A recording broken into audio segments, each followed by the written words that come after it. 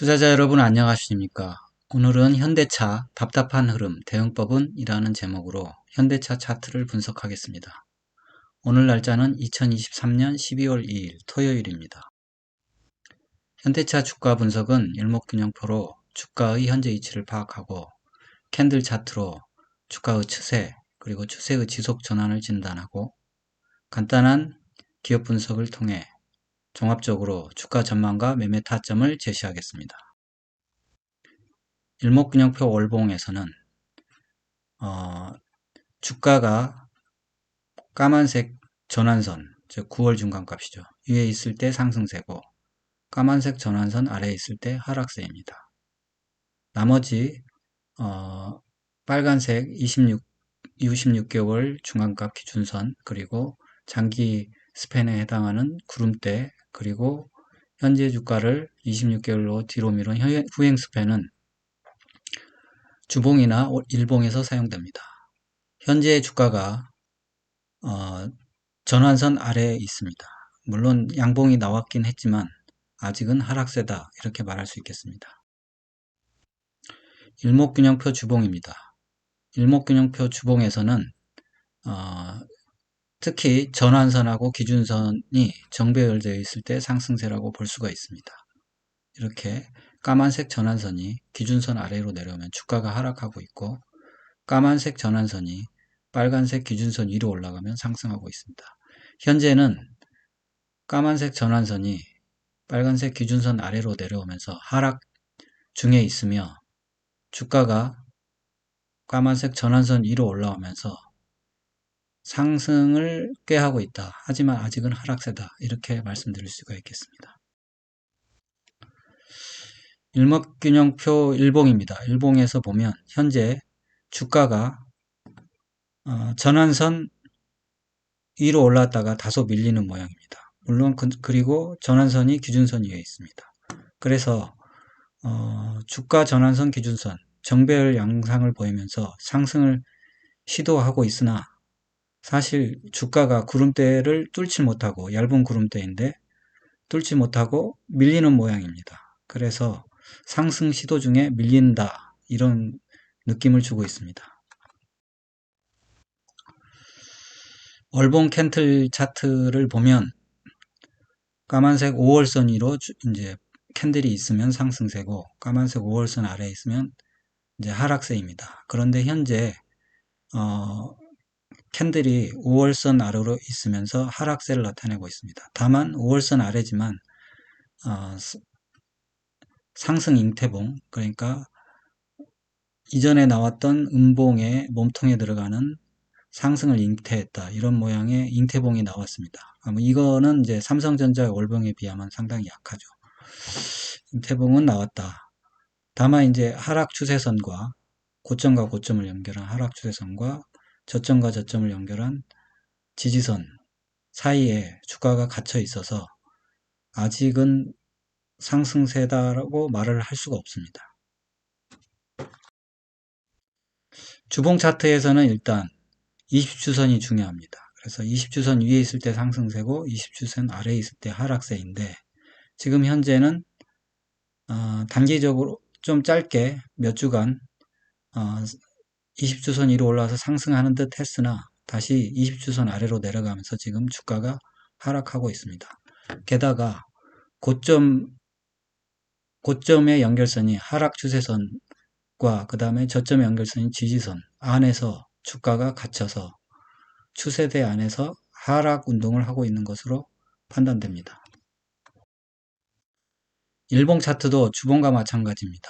일봉 차트도 61선 위에 있으면 상승이고 아래에 있으면 하락인데 지금 61선 아래에 있으며 또한 그 고점 연결선이 하락 추세선과 저점 연결선인 지지선, 즉 하락 추세대가 만들어져 있고 그 추세대 안에서 주가가 움직이는 것을 볼 수 있습니다. 지표를 보기 위해서 주봉을 가져와 봤는데 주봉 지표를 보면 주가의 상승 하락 속도인 LRS가 저공비행, 즉 거의 변화 없이 저공비행하고 있습니다. 그리고 RSI만 과매도권 탈출만 해놓은 상태입니다. 그리고 MACD 오실레이터도 여전히 음선 상태이고, 주봉에서도 보면 강력한 하락도 아닌 강력한 반등도 아닌 약간의 횡보 비슷한 움직임을 보고 있다, 이렇게 보여집니다.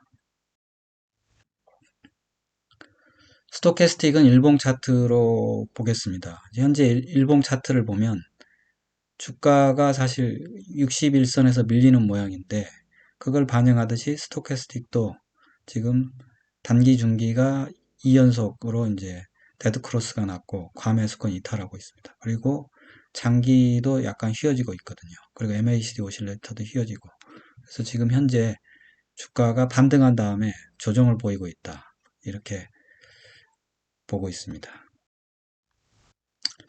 현대차의 실적을 보면 최고 실적입니다. 지금 보면 매출도 크게 늘었고 연간 영업이익도 크게 늘었습니다. 다만 최근 분기에 이제 최고 영업이익이 6월 달에 나왔죠. 6월에서 지금 9월에 감소하고 있습니다. 12월은 나와봐야 하는데 그래도 가까운 분기니까 맞겠죠. 그래서 12월에도 늘지는 않는 것으로 나와 있어요. 그래서 최고이익이지만 연간 분기 영업이익은 하락세다. 뭐 시가총액을 보면 뭐 영업이익에 비하면 뭐 그렇게 고평가된 건 아니지만, 중요한 건 이제 사이클릭 기업상 영업이익이 하락세다, 이런 게 중요하겠습니다.